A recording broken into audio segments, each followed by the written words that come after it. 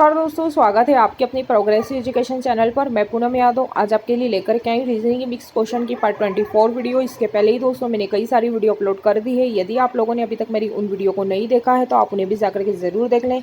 तो चलिए दोस्तों, बिना किसी तरीके करते हैं आज की वीडियो की शुरुआत। तो वीडियो को पूरा एंड तक देखिएगा। वीडियो अच्छी लगे तो लाइक, शेयर एंड सब्सक्राइब जरूर करिएगा। तो प्रश्न नंबर 1 है, आपकी स्क्रीन के सामने दी गई श्रृंखला में गलत पद याद कीजिए। तो हमारे सामने जो क्वेश्चन है दोस्तों नंबर सीरीज का क्वेश्चन है और इसमें हमें जो है गलत संख्या को फाइंड करना है कि गलत संख्या कौन सी है। तो दोस्तों जब भी नंबर सीरीज के क्वेश्चन में यदि संख्या ज़्यादा बढ़ती हुई दिखती है तो वहाँ पर जो लॉजिक लगा होगा वहाँ पर या तो संख्या स्क्वायर या तो क्यूब या तो संख्या मल्टीप्लाई में चल रही होगी। और यदि हमें संख्या ज़्यादा बढ़ती हुई नहीं दिखती तो वहाँ पर जो संख्या या तो डिवाइड में या तो माइनस में चल रही होगी। तो हमारे सामने जो क्वेश्चन है यहाँ पर संख्या हमें ज़्यादा बढ़ती हुई दिख रही है। हमारी यहाँ पर 2 से 6, 6 से 18, 18 से 54, 54 से 101 और 101 से 486 यहाँ पर संख्या हो गई। तो यहाँ पर जो संख्या है हमें ज़्यादा बढ़ती हुई दिख रही है। तो यहाँ पर जो लॉजिक लगा होगा यहाँ पर मल्टीप्लाई वाला लॉजिक लगा होगा, क्योंकि स्क्वायर और क्यूब यहाँ पर किसी के भी नहीं दिख रहे हैं। तो हम देखते हैं कि इसमें मल्टीप्लाई किससे या कौन सी संख्या से हुआ है। तो दोस्तों 2 से संख्या 6 हो गई। तो 2 से संख्या 6 कब हो सकती है? यदि मैं 2 का 3 गुना कर दूँ तो मेरी संख्या 2 से 6 हो जाएगी। ऐसे ही संख्या 6 से 18 हो गई। तो 6 से 18 कब हो सकती है? यदि मैं 6 का 3 गुना कर दूँ तो 6 3 18 होता है। ऐसे ही मैं 18 का यदि 3 गुना कर दूँ तो 54 होता है। 18 3 54।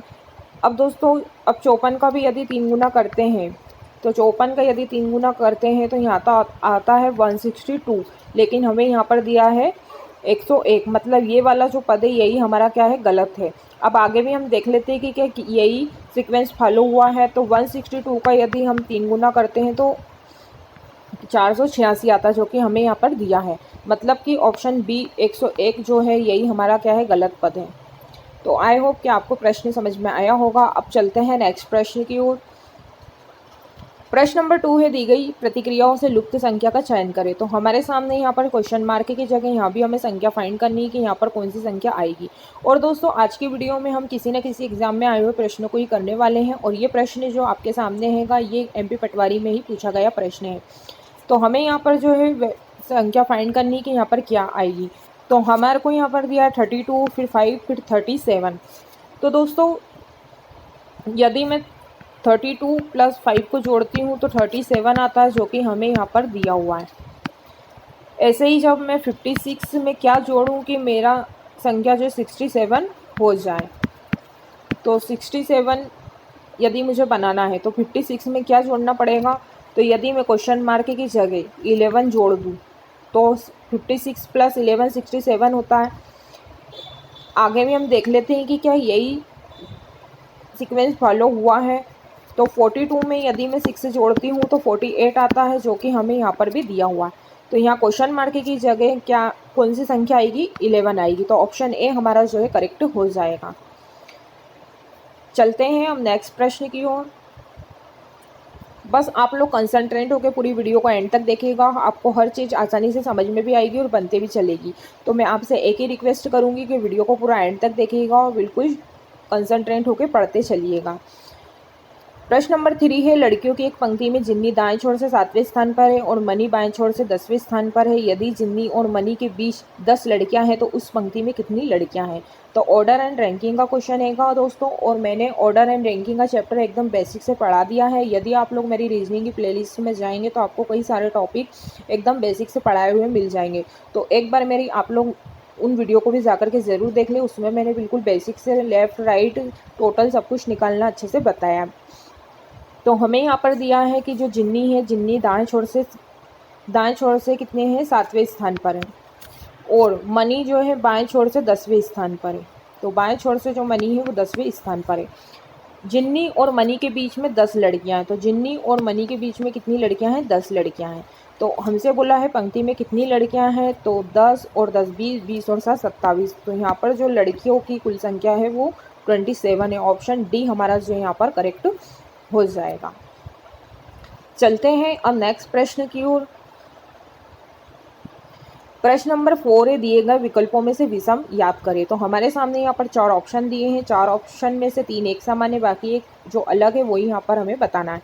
तो यहाँ पर हमें दिया है रिपोर्टर, रचयिता, लेखक या पत्रकार। तो दोस्तों रचयिता जो कहानियाँ लिखते हैं वो रचयिता कहलाते हैं। तो रचयिता, लेखक और पत्रकार ये तीनों ही क्या है, एक जैसे होते हैं, लेकिन रिपोर्टर जो होता है वो अलग होता है। तो ऑप्शन ए हमारा जो है विषम हो जाएगा। प्रश्न नंबर 5 पे, एक निश्चित कोड में वर्ड को XNSC के रूप में लिखा जाता है, तो उस कोड में रिव्यू को कैसे लिखा जाएगा। तो दोस्तों ये कोडिंग डिकोडिंग का क्वेश्चन हैगा। तो इसमें हमें जो है वर्ड की कोडिंग दी हुई है कि वर्ड को जो है ये लिखा जाता है। तो हमें यहाँ पर जो है वर्ड की कोडिंग दी हुई है, तो हम यहाँ पर ये देखेंगे कि यहाँ पर क्या लॉजिक लगा है। यदि हमें यहाँ का वाला लॉजिक पता चल जाएगा तो हम यही लॉजिक जो है रिव्यू में भी लगा देंगे, जिससे हमारा आंसर जो है निकल करके आ जाएगा। और दोस्तों यदि आप लोगों ने कोडिंग डिकोडिंग अच्छे से याद नहीं करी है तो आप कोडिंग अच्छे से याद कर लें। जब आप कोडिंग अच्छे से याद कर लेंगे तो ऐसे क्वेश्चनों का आंसर आप विदिन सेकंड में निकाल लेंगे। तो W की जो कोडिंग होती है वो 23 होती है, O हमारा 15 पर होता है, R हमारा 18 पर होता है और D हमारा 4 पर होता है। ऐसे ही हमारा X जो होता है 24 पर होता है, N हमारा 14 पर होता है, S हमारा 19 पर होता है और C हमारा जो है 3 पर होता है। तो आप लोग यहाँ पर देख सकते हैं यहाँ पर क्या लॉजिक लगा है। तो यहाँ पर जो है 23 से 24 हो गया मतलब 1 प्लस हुआ है। फिर ऐसे ही यहाँ पर 15 से 14 हो गया मतलब 1 माइनस हुआ है। फिर यहाँ पर जो है 18 से 19 हो गया यानी 1 प्लस हुआ है। ऐसे ही यहाँ पर 4 से 3 हो गया मतलब 1 माइनस हुआ है। तो यहाँ पर जो इनकी कोडिंग में है पहले 1 प्लस फिर 1 माइनस फिर 1 प्लस फिर 1 माइनस, यहाँ पर जो लॉजिक लगा है ये वाला लगा हुआ है। अब यही वाला लॉजिक हम रिव्यू में भी लगा देंगे, जिससे हमारा आंसर निकल करके आ जाएगा। तो अब मैं इसको हटा देती हूँ। अब हमसे जो है रिव्यू का पूछा है कि रिव्यू की कोडिंग क्या होगी। तो रिव्यू की कोडिंग में भी हम यही लॉजिक फॉलो कर देंगे। तो दोस्तों हमारा 18 पर होता है, ई हमारा 5 पर होता है, वी हमारा 22 पर होता है, आई 9 पर होता है, ई हमारा 5 पर होता है और डब्ल्यू हमारा जो है 23 पर होता है। अब इनमें से भी पहले हम 1 माइनस करेंगे। तो 18 में पहले हम 1 जोड़ेंगे तो 1 प्लस करेंगे तो कितना आएगा 19 और 19 पर हमारा क्या होता है, एस होता है। मैं ऐसे लिख देती हूँ, एस होता है और एस हमारा 19 पर होता है। ऐसे ही जब मैं 5 में से फिर 1 माइनस करूँगी तो कितना आता है 4 और 4 पर हमारा आता है डी। एक 1 प्लस करना है फिर एक 1 माइनस करना है इनकी कोडिंग में से। फिर यदि मैं 1 प्लस करती हूँ तो 23 आता है और 23 पर हमारा क्या आता है, डब्ल्यू आता है। फिर 9 में से हमने एक माइनस किया तो कितना आया, 8 आया और 8 पर हमारा एच होता है।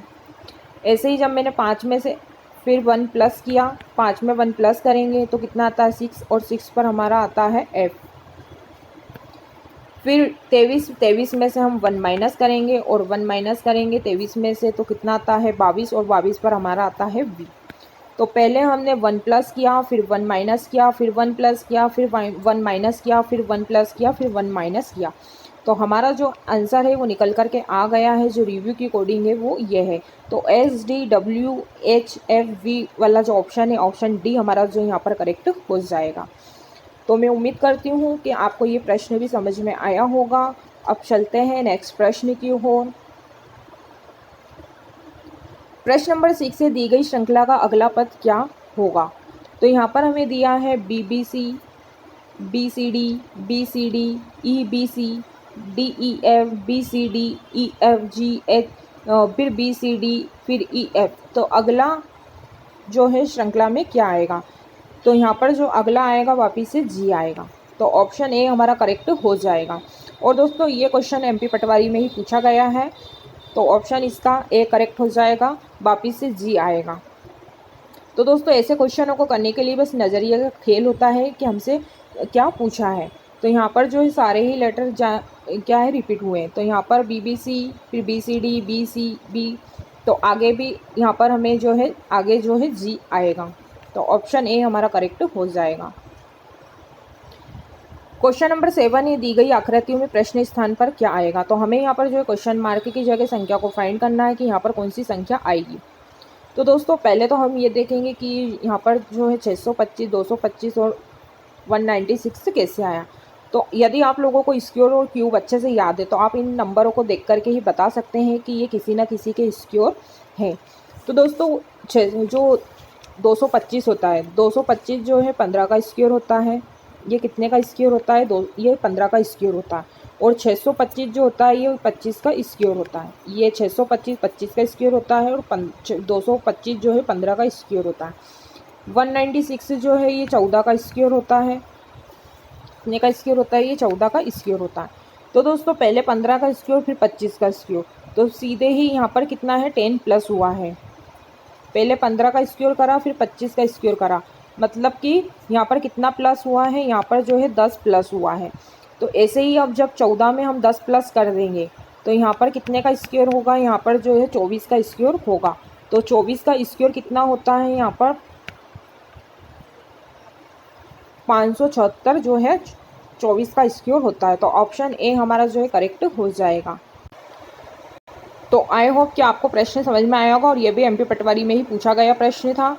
तो यहाँ पर जो है संख्याओं में 10 प्लस किया है, तो हमने भी यहाँ पर क्या है 10 प्लस किया। तो यहाँ था 225, 15 का स्क्वायर, 15 में 10 जोड़ा तो 25, 25 का स्क्वायर। ऐसे ही यहाँ था 14 का स्क्वायर, 14 में 10 जोड़ा तो यहाँ आया 24 और ये आ गया यहाँ पर 24 का स्क्वायर। तो ऑप्शन ए हमारा जो है करेक्ट हो जाएगा। चलते हैं हम नेक्स्ट प्रश्न की ओर।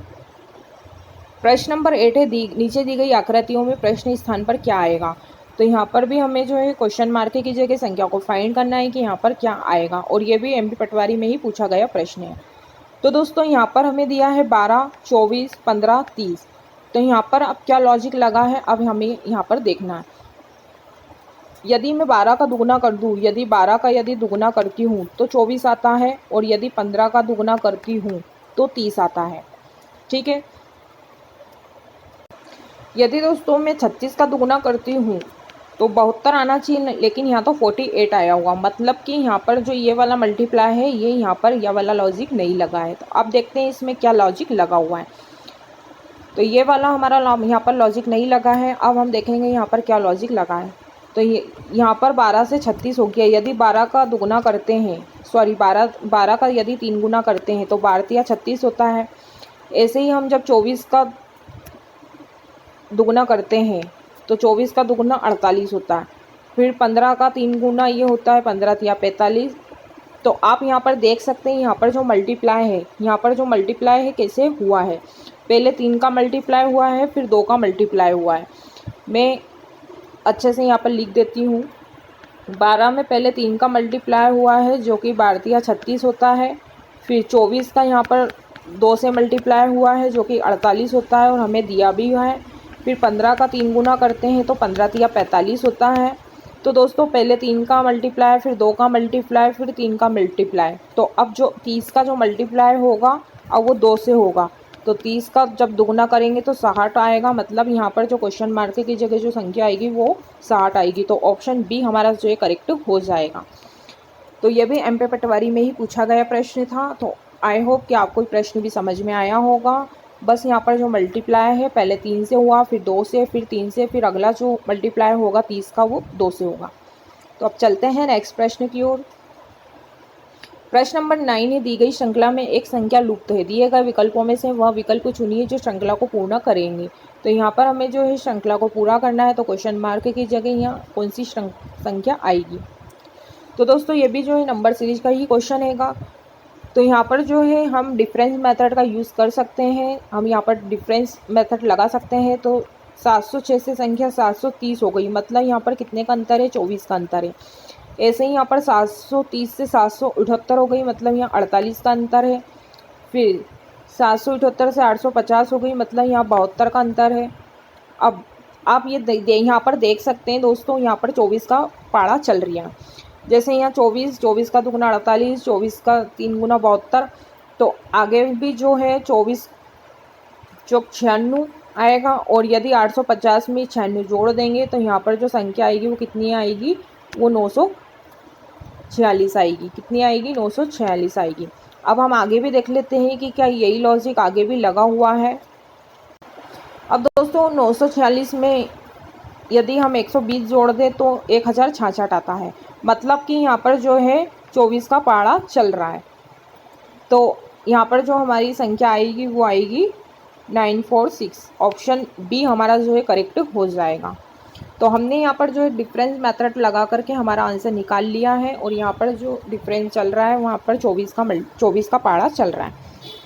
तो पहले 24 का अंतर, फिर 48 का, फिर 72 का। तो अगला जो अंतर आएगा वो 96 का आएगा। हमने 850 में 96 को जोड़ दिया जो कि 946 होता है। अब 946 में भी हमने 120 को जोड़ा जो कि 1066 होता है।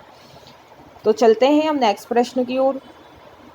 प्रश्न नंबर 10 है आपकी स्क्रीन के सामने। यदि ए को 2 कहा जाए, एम को 26 और जेड को 52 तो बीईटी का अर्थ क्या है? तो हमें यहाँ पर जो है बीईटी का बताना है कि यहाँ पर बीईटी का क्या है। तो दोस्तों यहाँ पर जो कोडिंग है, कोडिंग को दुगना किया है। ए की कोडिंग 1 होती है लेकिन इसको दुगना किया है। एम की कोडिंग 13 होती है तो 13 का दुगना कर दिया 26। जेड की कोडिंग होती है 26 और 26 का दुगना यहाँ पर कर दिया इन्होंने 52। तो हमें जहाँ पूछा है इन्होंने बीईटी की कोडिंग क्या होगी, तो इनका भी हमें दुगना करना पड़ेगा। तो बी की कोडिंग कितनी होती है? 2 होती है, ई की 5 होती है और टी की 20 होती है। अब इनका हम दुगना कर देंगे तो कितना आएगा? तो बी 4 आएगा और इन सब की कोडिंग को क्या है? प्लस करना है। यदि मैं 5 की को दुगना करती हूँ तो 10 आता है और 20 को दुगना करते हैं तो 40 आता है। तो यहाँ पर जो 40 और 10 50, 50 और 5 4 54 आएगा। तो हमारा जो आंसर आएगा बीटी की कोडिंग जो होगी वो 54 होगी। तो ऑप्शन सी हमारा जो यहाँ पर करेक्ट हो जाएगा। तो दोस्तों आज के लिए बस इतना ही। मैं उम्मीद करती हूँ कि इस वीडियो के माध्यम से जितने भी आज हमने 10 प्रश्नों को देखा है, समझा है, आप लोगों को अच्छे से समझ में आ गए होंगे। यदि दोस्तों आप लोगों को वीडियो अच्छी लगी है तो लाइक ज़रूर करिएगा और प्यारा सा कमेंट बॉक्स में कमेंट्स करके आप ज़रूर बताइएगा कि आपको वीडियो कैसी लगी। यदि दोस्तों आप लोगों को इस वीडियो से संबंधित कोई क्वेरीज होती है तो आप लोग मुझसे कमेंट बॉक्स में कमेंट करके ज़रूर पूछ सकते हैं। और दोस्तों यदि आप लोगों ने अभी तक चैनल को सब्सक्राइब नहीं करा है तो चैनल को प्लीज़ सब्सक्राइब कर ले ताकि हमारी रोज़ की वीडियो के नोटिफिकेशन आपको मिलते रहें। तो दोस्तों आज के लिए बस इतना ही। तब तक के लिए जय हिंद, जय भारत, धन्यवाद।